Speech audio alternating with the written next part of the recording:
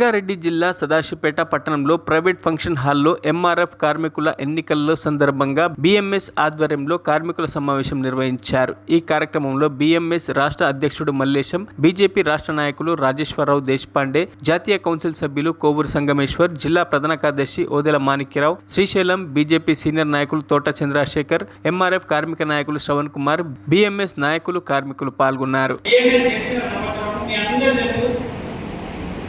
Insurance మీ అందరికీ కూడా ప్రతి నెల 500 రూపాయలు నామినేటెడ్ ఇన్సూరెన్స్ చేంజ్ అయితే సంవత్సరానికి 6,000 రూపాయలు కార్మికుల జీవితంలో మిగులుబాటు చేసినటువంటి ఏకైక యూనియన్ ఏదంటే భారతీయ మజ్దూర్ సంఘ్ యూనియన్.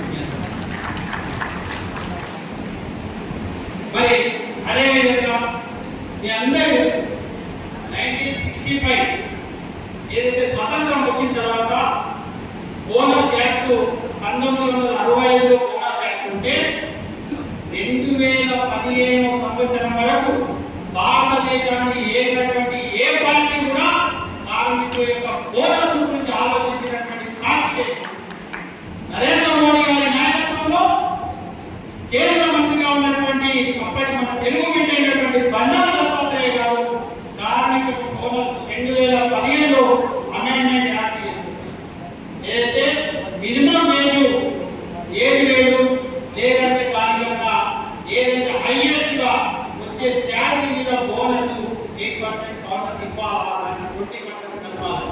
ఆ విధంగా ఎంఆర్ఎఫ్ కార్మికులకు 7,000 మీద కంపెనీ యాజమాన్యము మల్లేశం గారు గెలిపించిన దాన్ని ఫైట్ చేసి 7,000 మీద మా కార్మికులు ఇవ్వాల్సిన అవసరం లేదు, ఖచ్చితంగా మీరు బోనస్ యాక్ట్ ప్రకారం 2015 బోనస్ యాక్ట్ ప్రకారము ఏదైతే అత్యధిక వేజ్ ఉందో ఆ వేజ్ ప్రకారం మీరు బోనస్ ఇవ్వాలంటే ఒక్కొక్క కార్మికుడికి సంవత్సరానికి 33,000 రూపాయల బోనస్ మినిమం గా, తక్కువ రకాల 30 నుంచి 33 రూపాయల మీద బోనస్.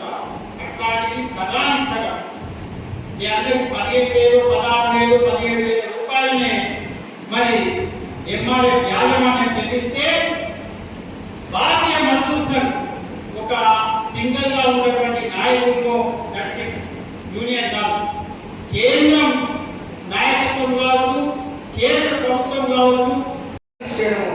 ఏదో ఎన్నికల్లో జరిగేటువంటి ప్రక్రియ మనం కన్ఫ్యూజ్ చేసేటువంటి పరిస్థితి మనం లేవు. మన విషయం చాలా స్పష్టంగా చెప్తా ఉన్నాం. ఈ ఎన్నికల్లో వేసినటువంటి యూనియన్ ఎత్తున్నదో ఇది నాన్ అగ్రిమెంట్ పీరియడ్. ఎందుకు నాన్ అగ్రిమెంట్ పీరియడ్ అంటే ఈ ఎన్నికల్లో వేసినటువంటి యూనియన్ యొక్క కాల పరిమితి 2027 మే నెలతో పూర్తయిపోతుంది. అగ్రిమెంట్ జూలైలో ఉన్నది. లేదా నేను 2 నెలల ముందు నోటీస్ ఇస్తా, చట్టంలో రాసలేదా అని అంటా ఉన్నారు. చట్టం ఏం రాసింది దాన్ని వక్రీకరించి చెప్తా ఉన్నారు. Industrial dispute act section 19 subsection 2 ఏం చెప్తుంది? ఏదైతే వేతన ఒప్పందం చేయడం జరుగుతుందో ఆ ఒప్పందాన్ని టర్మినేట్ చేసేటువంటి సెక్షన్ అది. అంటే వేతన ఒప్పందాన్ని టర్మినేట్ చేస్తున్నాను, మళ్ళీ కొత్త చాప్టర్ డిమాండ్ ఇస్తాం అని చెప్పేటువంటి సెక్షన్. ఆ సెక్షన్ని ఇటు తిప్పి అటు తిప్పి మన ముందు తీసుకొచ్చేసి రకరకాలుగా కన్ఫ్యూజ్ చేస్తా ఉన్నారు. దీన్ని ఎవరు కన్ఫ్యూజ్ కావాల్సిన అవసరం లేదు. ఆ సెక్షన్ ఏముంది? ఆ సెక్షన్ యొక్క వర్కింగ్ కేవలం ఉన్న వేతన ఒప్పందాన్ని టర్మినేట్ చేయడం, ఈ యొక్క టర్మినేషన్ పీరియడ్ అయిపోయిన తర్వాత చార్టర్ డిమాండ్ ఇవ్వడం. ఒకవేళ ఇదే కరెక్ట్ అయితే మరి సిఐటి నాయకత్వం మరి ఈ యొక్క పరిశ్రమిక వాటిలో సంఘాల జిల్లాలో కానీ రాష్ట్రంలో కానీ అగ్రిమెంట్ పీరియడ్ గతం కాకపోతే అగ్రిమెంట్ చేసేది ఎక్కడ ఉంటే రేపు చూపించాలి. ఇగో మన చోట చేశామా లేదా ఎంఆర్ఎఫ్ ఎక్కడ జరిగితే చూపించాలా. ఎంఆర్ఎఫ్ ఎక్కడ జరిగితే సిఐటి నాయకత్వం కూడా చేసేది లేదు. ఏ యాజమాన్యం కూడా అగ్రిమెంట్ పీరియడ్ కాకపోతే చాప్టర్ అగ్రిమెంట్ తీసుకొని అగ్రిమెంట్ చేస్తుందంటే ఇక మనం నమ్మించడానికి ఏదైనా ప్రయత్నం జరుగుతుందంటే అది వాళ్ళకి నమ్ముతారా లేదా దాన్ని మనం అర్థం చేసుకోవాలి. కాబట్టి ఈ యొక్క గొడవను పక్కన పెట్టి ఈరోజు పార్టీ మంత్రులతో మనం బలంగా చెప్తా ఉన్నాం. పార్లమెంట్ ద్వారా మాట్లాడే ముందు మాట్లాడే అందరూ చెప్పారు. పార్లమెంట్ ద్వారా ఏ చట్టం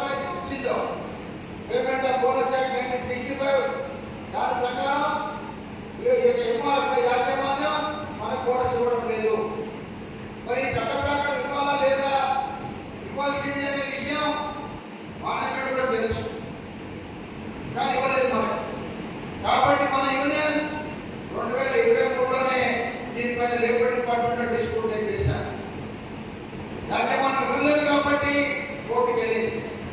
కోర్టుకు వెళ్ళింది కాబట్టి మన ఆర్గ్యుమెంట్లో బలమైనటువంటి ఆర్గ్యుమెంట్ ఉంది, పార్లమెంట్ చేసే చట్టం ఉంది. కాబట్టి కోర్టు దేశపాండే గారు మారిగౌడ గారు దిగేసి కావడం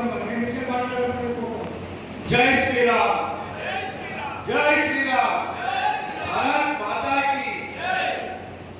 ఈ కార్యక్రమానికి అధ్యక్షత వహించిన శ్రావణ్ గారు, మరి గౌరవ అధ్యక్షులు మా పార్లమెంటు కన్వీనర్ కోరు సంగర్ గారు, మరి శ్రీశ్రీరామ్ గారు, మరి పిఎంఎస్ జిల్లా ప్రెసిడెంట్ అయిన నరసింహారెడ్డి గారు, మరి రామరెడ్డి గారు, మరి పిఎంఎస్ అనగానే మల్లేశ్వరం సార్ గుర్తుకొచ్చాడు. ఎందుకంటే ఇంతకుముందు ఒకసారి తెచ్చినాం, మనం ఏమేమి చేయాలో అన్నీ చేసినాం. కానీ యాజమాన్యం చాలా మీ దగ్గర ఎక్కువ యాజమాన్యం చాలా స్ట్రిక్ట్ వాడనుకుంటున్నది. ముఖ్యంగా మీ దగ్గర మరి అంకెల పాడుకోకుండా ధర్నా అయిపోతే అందరికి బయటికి తీసుకొని వచ్చినాడు సిఐటి లీడర్ ప్రవీణ్ గారు బయటికి తీసుకొని వచ్చాడు. బయట తీసుకొని వచ్చి వాళ్ళ జీవితాలను నాశనం చేసి పడేసింది. ఈరోజు ముఖ్యంగా మేము అది పోయినాం, మన ఎంబడి ఉన్నాం, మరి టీసీఆర్ దగ్గర పోయినాం, 10 మాటలు 20 మాటలు మా దగ్గర తిరిగినాం, మాట్లాడినాం. ఎంత కూడా ఆ ప్లాంట్ మేనేజర్ కాదు, మాట్లాడాడు. అసలు ఎంత తిట్టినా ఏం తిట్టినా అసలు జరగడం పక్కను ఏమన్నాడు, సప్లాగా ముద్దపా ప్లాంట్ చూస్తాడు. దానికి తోడు ఇద్దరు వచ్చారు. ఒక ఆయనేమో ఇక పాపారావు తెలుసు, మీ జీవితాలను నాశనం చేసినట్టే పాపారావు, మీ అందరూ తెలుసు విషయం. అందు గురించి అని చెప్పేసి మీరందరూ కూడా ఓటేసినప్పుడు ఒకసారి ఆలోచించండి. మేము టీసీఆర్ దగ్గర పోయి కూర్చుంటే కలెక్టర్ కూడా మాట్లాడడం జరిగింది. కలెక్టర్ గారు కూడా స్పందించి ఇలా జీవితాలు అన్యాయం చేయొద్దు అని చెప్పేసి కూడా చెప్పడం జరిగింది.